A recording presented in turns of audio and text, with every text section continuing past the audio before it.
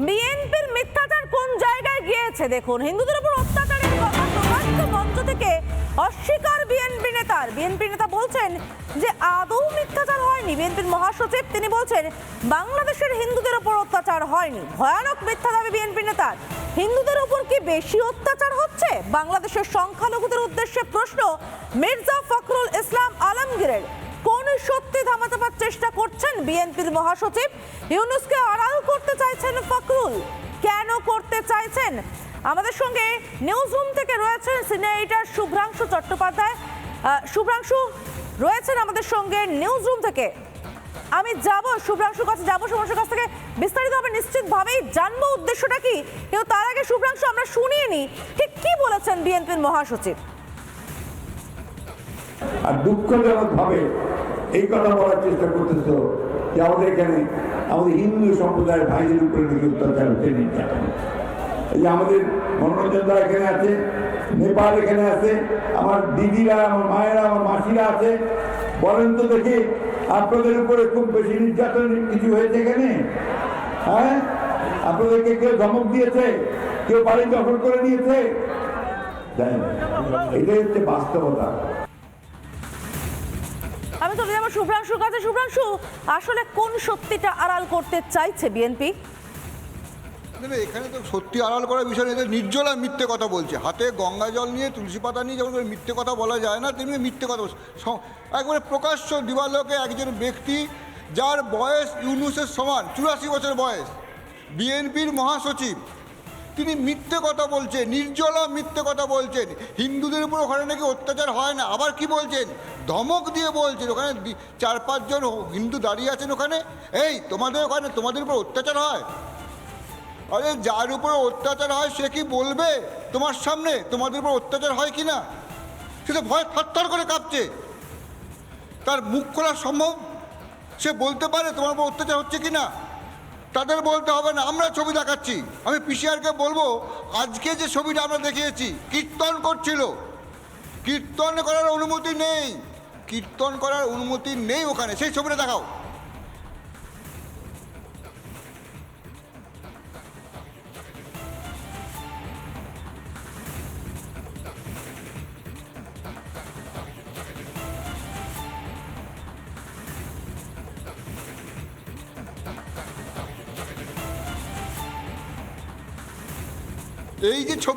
এই যে ছবিটা আমরা দেখতে পাচ্ছি, এই ছবিটা হচ্ছে আজকে বাংলাদেশের মূল চিত্র।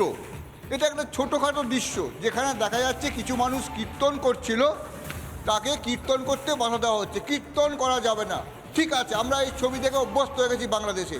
কিন্তু একটা ঘটনাকে শুনেছেন, আমি বাইরটা যখন শুনছিলাম মির্জা ফখরুল আলমগীরের, সেখানে একটা কথা বলছে, ভয়ানক কথা বলছে। কথাটা কি জানেন তো, আপনাদের উপর কি খুব বেশি নির্যাতন হচ্ছে? আমি বাইরটা আরেকবার শোনাতে বলবো।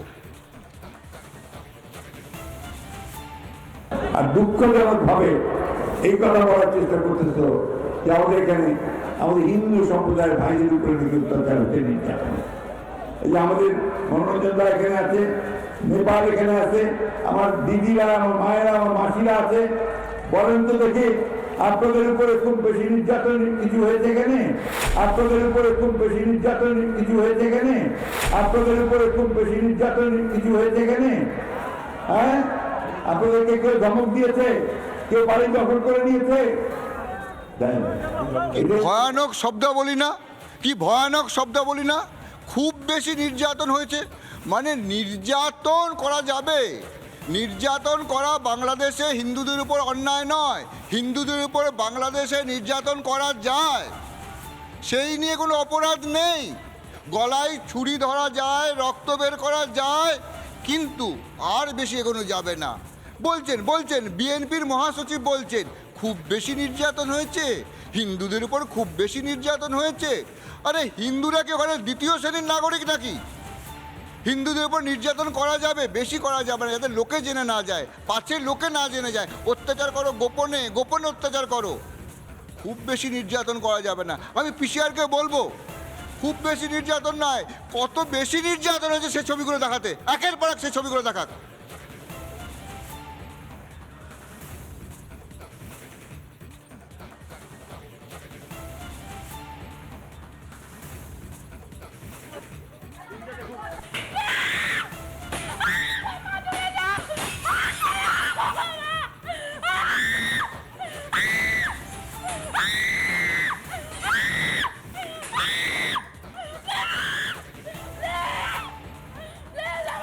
কান্নার শব্দ, ভয়ঙ্কর শব্দ, বাংলাদেশ ঘুরে বাংলাদেশ যে কোনো প্রান্ত থেকে এরকম কান্না, এই কান্নার শব্দ হিন্দুদের গলা থেকে বেরোচ্ছে, আর্তনাদ হিন্দুরা করছে, ভয়ঙ্কর আর্তনাদ হিন্দুদের।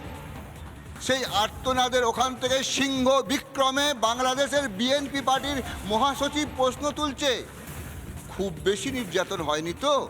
খুব বেশি নির্যাতন হয়নি তো? হ্যাঁ, এ রসিকতা হচ্ছে? বাংলাদেশে কি রসিকতা চলছে? হিন্দুদের মারবো, কাটবো, রক্ত গঙ্গা বহাবো, তারপর জনসমক্ষে প্রকাশ্য দিবালোকে বলবো খুব বেশি নির্যাতন হয়নি তো? ভয়ানক পরিস্থিতি বাংলাদেশে। তারপর যখন পাবলিক প্লেসে কথা বলবো, রাতের বেলায় যখন খুন খারাপি করবো, তখন হয়ে গেল মন্দির ভাঙবো, জমি দখল করব, শ্মশান দখল করব। কিন্তু যখন বলবো, যখন যাব বলবো খুব বেশি নির্যাতন হয়নি তো, আমি বলবো আরেকবার বাইটটা শোনাও, সে ভয়ানক বাইটটা। ভাবে এই কথা বলার চেষ্টা করতেছ যে আমাদের এখানে আমাদের হিন্দু সম্প্রদায়ের ভাইদের উপরে অত্যাচার হচ্ছে, নির্যাতন।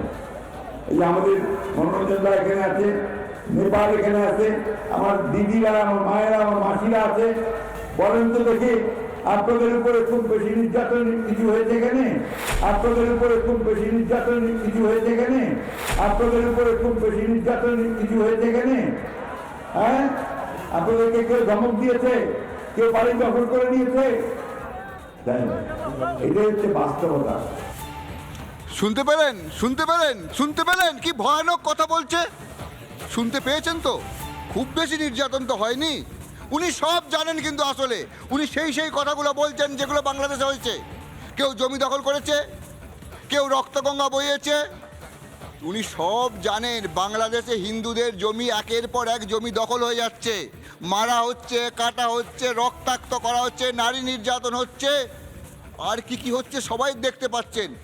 আর উনি 84 বছরের বৃদ্ধ ইউনুসের, উনি হ্যাঁ আরেকটা ঘটনা আছে, উনি আর ইউনুসের বয়স সমান।